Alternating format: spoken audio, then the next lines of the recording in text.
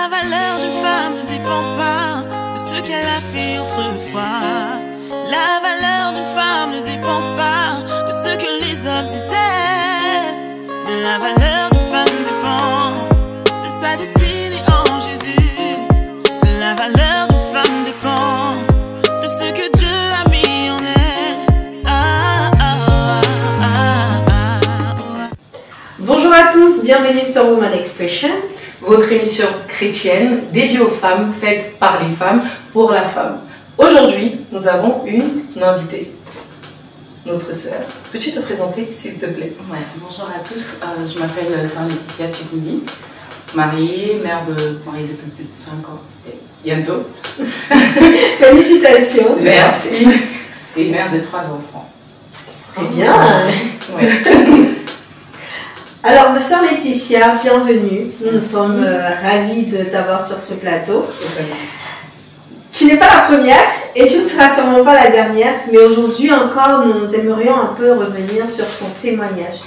C'est une émission qui a pour but de partager le témoignage des unes et des autres.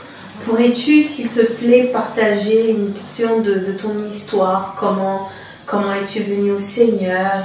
Comment tu te sens aujourd'hui? Qu'est-ce que tu peux nous dire? Alors, moi, premièrement, je suis née et grandie dans une famille chrétienne. D'accord. Donc, le nom de Jésus-Christ, c'est un nom que j'avais trouvé déjà. Okay. Mais sauf que ma relation avec le Seigneur a évolué par rapport à l'écoute de la parole. C'est-à-dire que, en fait, dans ma famille chrétienne catholique, il y avait des sortes de prières qu'on faisait, le chapelet, le Marie, donc c'était des prières très différentes en fait.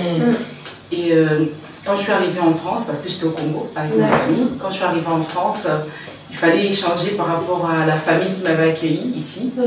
Et du coup, ils m'ont dit que nous, avec nous, franchement, pas l'église catholique, on veut que tu puisses suivre une nouvelle doctrine en fait. Au début, je pensais qu'on me faisait mal en fait. Je pleurais, je me disais j'avais une habitude, j'avais une façon de faire les choses.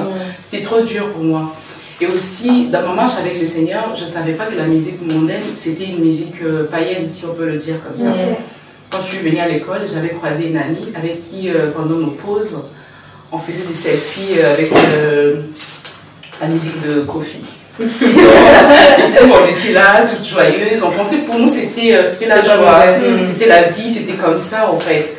Mais au fur et à mesure que je partais dans l'église de ma famille ici en France, j'écoutais une parole qui était différente.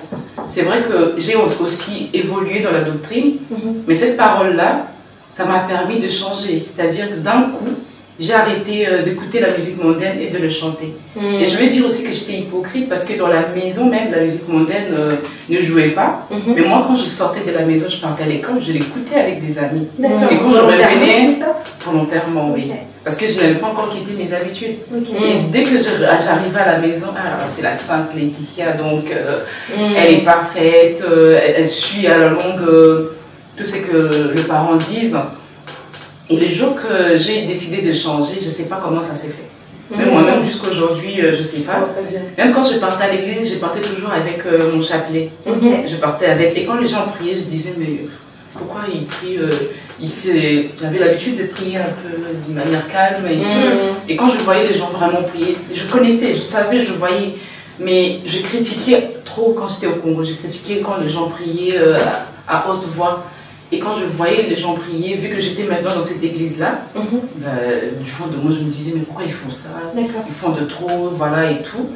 J'ai regardé, mais au fur et à mesure que je cheminais, je changeais. Les jours que j'ai jeté mon chapelet, même je ne sais pas.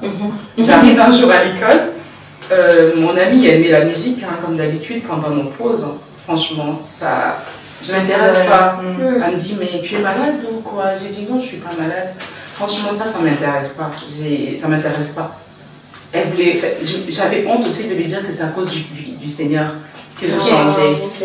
Je restais dans, non, ça ne m'intéresse pas, je ne veux pas ça et tout, donc voilà.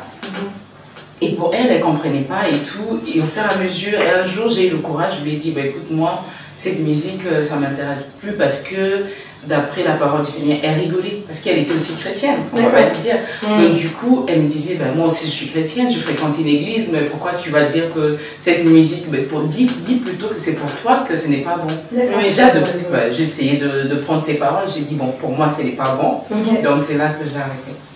D'accord. Quand tu as dit que quand tu es arrivée par rapport à tes parents adoptifs, tu as dit que ils avaient une foi, ils avaient leur foi. C'était pas la foi catholique ou protestante. C'est bien ça. Donc moi j'aimerais savoir, est-ce que on te l'a imposé ou alors ça s'est fait naturellement, ou alors au départ tu as trouvé la foi en Jésus et puis par la suite, par rapport à ce que tu as écouté, ton cœur il s'est laissé prendre. Oui, c'est vrai que j'étais jeune, donc ils m'ont imposé. D'accord. Dans le sens où que quand tu viens dans cette maison, tu ne peux pas faire des prières de Marie, tu ne peux pas faire le chapelet. Ils m'ont dit c'est comme ça avec nous. Mais ils ne m'ont pas demandé d'enlever le chapelet. Mais ils m'ont juste montré que dans cette maison, tu ne pars plus dans l'église catholique. C'est pour ça qu'au début, pour moi, je disais, oh là là, il me fait mal en fait. Au début, je pensais qu'on me faisait du mal. Parce que j'avais mes habitudes à moi que je ne voulais pas quitter. Pour moi, c'était comme ça. En plus, quand j'étais catholique, c'était vraiment catholique qui suivait tout. Affermi. Mais donc pour moi, je sentais cette souffrance en fait. Je ne voyais pas plus le Christ qu'on voulait, je ne voyais pas la vérité de la parole, mais moi je voyais plus la souffrance. On me disait, on me pose des choses, je n'ai pas envie, ce n'est pas ma manière de faire. Je suis née, grandie dans ça, j'avais déjà un certain âge, donc pour moi, je ne me voyais pas changer. Je ne me voyais pas changer, mais le Seigneur Jésus-Christ a tout changé. Sans que je me rende compte. Et ton changement, parce que tu dis que tu ne te rappelles plus à quel moment tu as abandonné, que tu as laissé tout ce qui était l'église catholique. Quand tu fais ton changement réel, est-ce que tu le ressens au fond de toi ou c'est juste quelque chose, tu te dis, tu as une pensée, bon j'arrête, t'as ci, t'as ça. Quand je te dis au fond de toi, c'est au-delà juste des gestes d'enlever, de jeter, est-ce que tu te mets à prier comme il se doit et tu laisses de côté vraiment cette habitude que tu avais, parce que tu as dit que tu as gardé quand même tes mauvaises habitudes. Le changement se fait dans les habitudes, mais est-ce que spirituellement aussi, tu sens que toi tu changes dans ta manière de communiquer avec le Seigneur Jésus-Christ ou pas? Bien sûr, en fait, ça a tout changé. Parce que quand je dis que le jour que j'ai jeté mon chapelet, je ne me rappelle plus, c'est-à-dire que c'est des états, ça devenait plus fort que moi. Je commençais à abandonner des choses comme ça, en fait, sans me rendre compte. Et même ma façon de prier avait tellement changé. Et même quand j'ai prié, vu que je commençais à aimer la parole d'une façon différente, je commençais à aimer le Christ, je commençais à avoir même peur du mariage. Que je croise une mauvaise personne. Je commençais à avoir trop peur, en fait. Je me disais que le Seigneur m'aide, que les choses aillent mieux, que je croise la personne qui va encore m'aider à mieux marcher sur ce que je commençais. Donc c'était vraiment plus puissant que moi, si je peux le dire. Et là, à l'heure d'aujourd'hui, par exemple, donc après tu es arrivé en France, tu avais déjà ta conversion personnelle, c'est-à-dire que Christ, tu l'avais déjà rencontré et tout ça. À quel moment, en fait, quand ton mari est arrivé, parce que tu as dit que tu as prié pour avoir quelqu'un, comment tu as discerné? Tu vois, on se comprend, c'est le Saint-Esprit, je pense. Amen.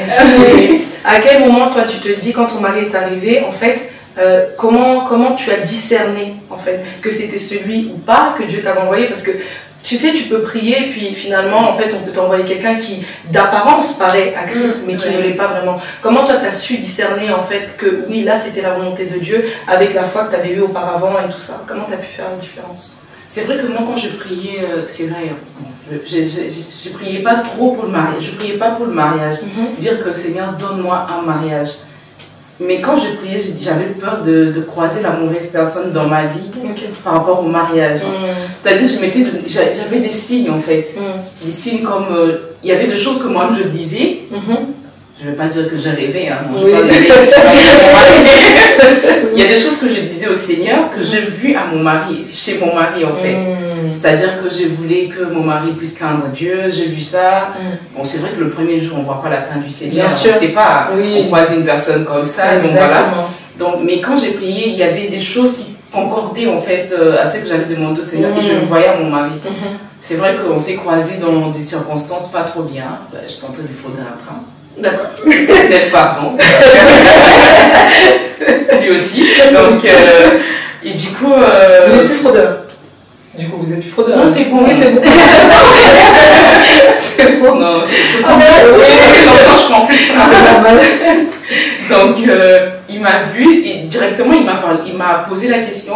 Bon, il m'a dit, pourquoi tu fuis déjà? Il n'y a pas de contrôleur là-bas, viens t'asseoir avec moi, je m'assois. Mais dans sa conversation, il m'a dit, ah, je t'ai déjà vu. Moi, j'ai dit, non, moi, je t'ai jamais vu. Comment ça, tu m'as vu? On s'est vu là, en train de frauder les trains.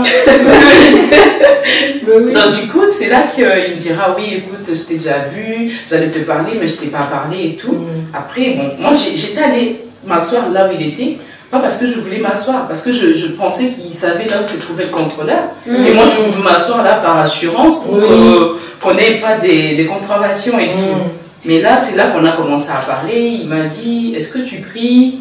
C'était la question qui m'a réveillée. J'ai dit, mais pourquoi il me pose cette question si je prie? Elle me dit, mais j'ai dit, mais pourquoi cette question? Mais parce que tu fraudes. J'ai dit, mais toi aussi. Donc, c'est là que tout commence. Il me dit, ouais, tu peux me donner ton numéro. D'habitude, je ne donnais pas mon numéro aux gens parce que j'avais trop peur. Mais avec lui, c'était trop naturel. J'ai donné mon numéro de téléphone. Le lendemain, je suis allée fouiller sur son Facebook parce qu'il m'avait donné le nom. Je regardais les petites photos, je regardais tout. Et le même jour, il me dit, ouais, en fait, si je t'avais vu, c'est parce que tu m'avais intéressé. Moi, je cherche une femme pour me marier. C'était tellement rapide, comme ça. En plus, comme le dit le pasteur, il n'y avait pas il n'y avait pas cette romance-là. Je trouvais ça trop... Il disait brut quand même. Tu me vois, tu me dis ça comme ça. Et du coup, au fur et à mesure qu'on parlait, je sentais que c'était mon mari. J'avais dit oui dans mon cœur, mais pas à lui. Oui, pas directement. Ouais, c'est-à-dire, il y avait des jours, s'il ne m'appelle pas, ça me fait mal au cœur, mais en tant que femme, j'essaie de faire genre. Oui, bien mais sûr. Parfois, je faisais un message vide, quoi. J'envoie un message sans écrire. Et quand lui il me rappelle, il me dit, ah, tu m'as envoyé un message, mais tu m'as rien dit. J'ai dit, non, peut-être je me suis trompée. Oui. C'est ce que je faisais, parce que je voulais écouter sa voix. C'est-à-dire qu'il y a cet amour qui commençait déjà à mûrir et à naître en moi, en fait. Et c'est là que tout est parti, et voilà. Amen. Ouais. Sœur Laetitia, je voudrais savoir, aujourd'hui tu nous as dit que tu étais maman de 3 enfants, tu es mariée. Qu'est-ce qui a changé dans ta vie quand tu as rencontré le Seigneur? La personne que tu étais il y a quelques années et aujourd'hui, qu'est-ce qui a changé? Beaucoup de choses. Hein. Beaucoup de choses. C'est vrai que, bon... parfois, quand on grandit même dans des familles qui ne sont pas chrétiennes, il y a des parents qui sont un peu ordonnés dans le sens où ils essayent de vous donner une bonne éducation, et c'est vrai, mais au niveau de la parole, beaucoup de choses ont changé en moi, en fait. Premièrement, bon, je vais parler de l'habillement. C'est vrai que les parents étaient derrière nous, il ne faut pas s'habiller comme ça, il ne faut pas faire ça. Mais il y avait de petites choses qu'on pouvait se permettre que parfois le parent ne voyait pas aussi trop. Donc j'ai beaucoup changé, j'essaie de contrôler ce que je fais, ce que je mets même pour parler aux gens. J'essaie de tourner ma langue, comme on dit tourner la langue cette fois. Donc j'essaie de tourner ma langue avant de parler. Il y a aussi beaucoup d'amour que je donne aux gens. J'étais une personne qui restait, en fait, j'étais une personne qui n'aimait pas vraiment être en contact avec les gens. Donc, c'est-à-dire que je pouvais voir les gens, j'avais trop peur des gens, m'approcher des gens. J'étais comme bloquée en fait en moi-même. Mais grâce à la parole du Seigneur, je sens que je deviens de plus en plus ouverte. Déjà, aussi, la parole de Dieu me permet d'enlever la culpabilité. Je culpabilisais beaucoup. C'est-à-dire que dès que je réponds à une personne, dans mon coin, je me disais toujours, ah, je lui ai mal parlé, peut-être qu'elle va me... Donc je culpabilisais beaucoup. Même quand on me faisait des demandes et que je sais personnellement que je n'ai pas, parce que ma situation, elle est difficile, moi, je pensais que la personne va toujours dire qu'elle est mauvaise, elle donne pas, donc je culpabilisais tout le temps. Et avec le Seigneur, j'ai cette assurance. Bon, ça m'arrive de culpabiliser, mais ce n'est plus comme avant. Aussi, quand il y avait des situations, j'arrivais pas à me maintenir facilement en fait. C'est-à-dire, je paniquais, je paniquais aussi. J'avais beaucoup de doutes. Maintenant, je sens que le Seigneur est entré, et le Seigneur, jusqu'à présent, il travaille. Donc le Seigneur augmente ma foi petit à petit. Et surtout grâce au mari qu'il a mis à mes côtés, qui tout le temps me dit non, ça va aller, cette situation, arrête de stresser, arrête d'avoir peur. C'est très bien que tu dis ça parce que du coup, est-ce que tu peux affirmer par rapport à ton expérience? Tu as dit que des fois les parents nous parlent de notre manière de nous vêtir, du comportement qu'on a, mais on ne va pas écouter. Donc finalement, est-ce qu'on peut dire aujourd'hui avec conviction qu'il n'y a que le Seigneur, il n'y a que la parole qui a cette capacité de nous transformer et de faire ressortir en nous le meilleur? Parce que tout ce que tu dis là, en réalité, même nos parents nous le disent. Mais pourquoi est-ce qu'on n'écoute pas quand eux ils nous parlent, mais simplement quand on va écouter que ça vient du Seigneur? Est-ce que tu peux l'affirmer aujourd'hui que, en tout cas, c'était ton cas? Je pense que parfois, on pense que nos parents sont de vieux, dépassés d'un certain âge. Ils ne sont pas dans le même style, mode que nous on veut avoir, et on pense que ils en font trop, ils parlent trop, ils nous disent ça. Mais quand c'est les Seigneurs, on sait qu'il s'agit de notre salut. Et du coup, la crainte du Seigneur fait que tu dises, ah, ça, je dois arrêter, je dois suivre le Seigneur pour ne pas rater ce grand rendez-vous du ciel. Amen. Ouais. Moi, je trouve que c'est plus ça, en fait, la peur. Ouais. D'accord. La peur, Et aujourd'hui, par rapport aux enfants, qu'est-ce que la parole a apporté de plus dans ta manière de les éduquer? Parce que sûrement, il y a des mamans aussi qui en suivent. Qu'est-ce que tu pourrais dire à ces mamans-là qui aujourd'hui ont 3 enfants? Comment est-ce que vous, dans votre couple, vous réussissez à trouver l'équilibre entre le culte, les prières, les enfants, le travail? Comment est-ce que cet équilibre-là se fait?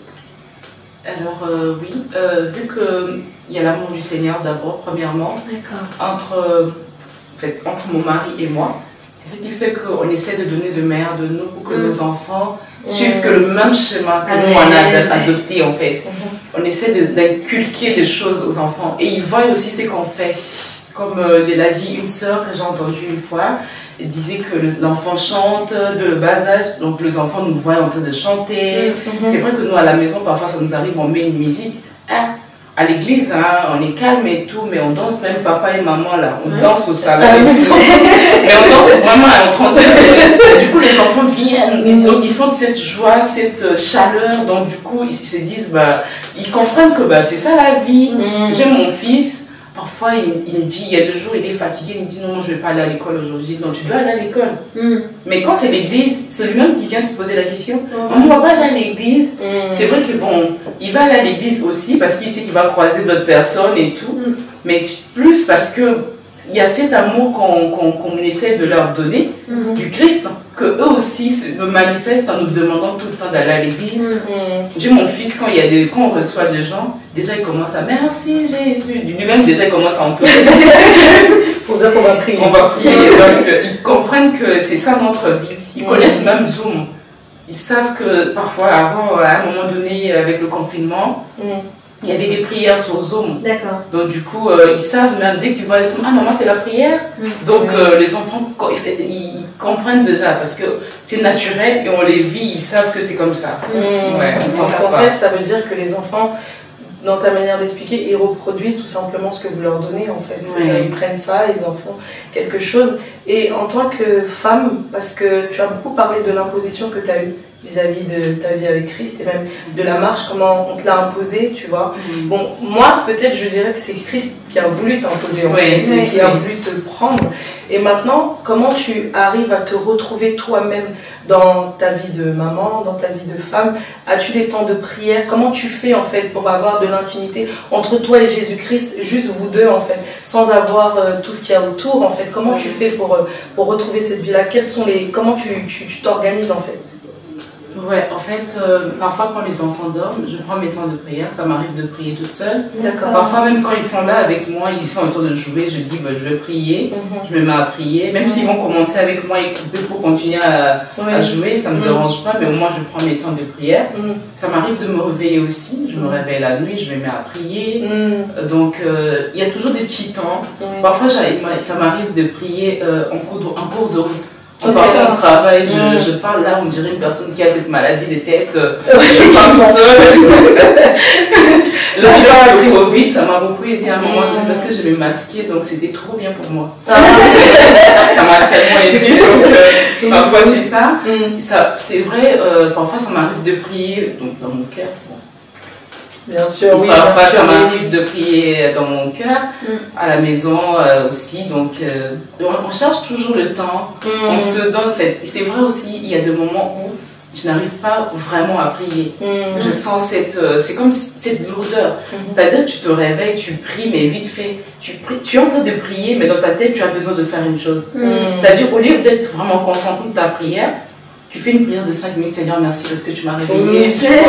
Mais tu penses à autre chose. Oui. Et tu as une période où tu te sens, c'est pas ça au fait. Et quand je sens ça, parfois je me dis non, c'est pas un bon signe. Parfois je me réveille, je me dis non, là ces derniers temps, j'arrive plus à prier, c'est trop lourd, donc je vais essayer de me réveiller. Il y a 2 jours où je me réveille sans prier. C'est mes enfants qui me rappellent. Maman, tu n'as pas prié, on n'a pas fait la prière.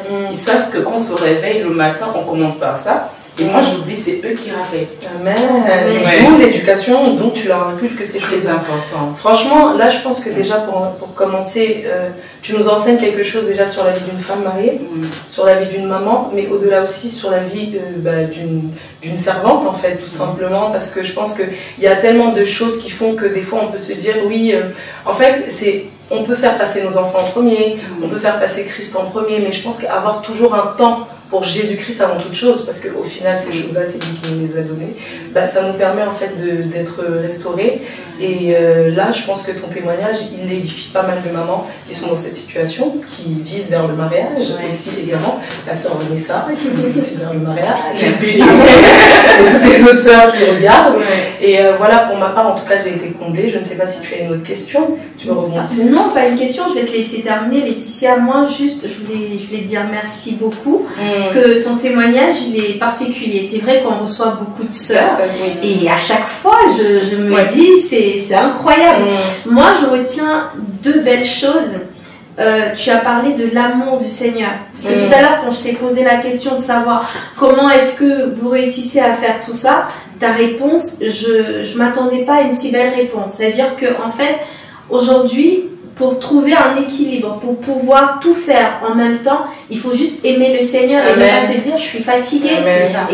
Et c'est l'amour du Seigneur qui finalement efface la fatigue, qui finalement nous permet de nous dire bon, on va y aller quand même.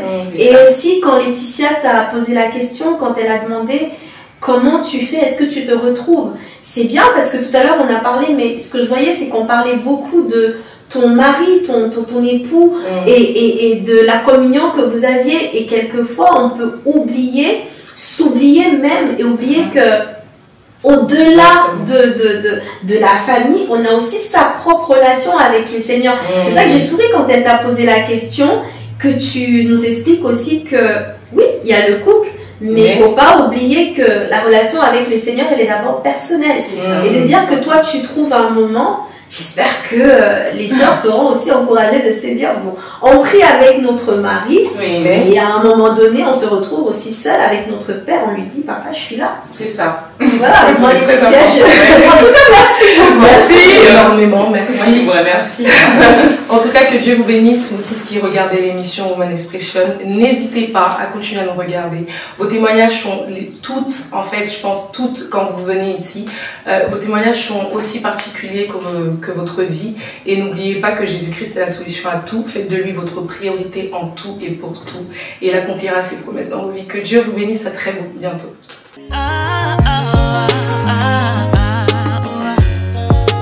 On peut tout me voler, mais celui qui restitue est en moi. On peut me critiquer, mais celui qui justifie est en moi. On peut me rabaisser, mais celui qui il est. Je ne suis pas né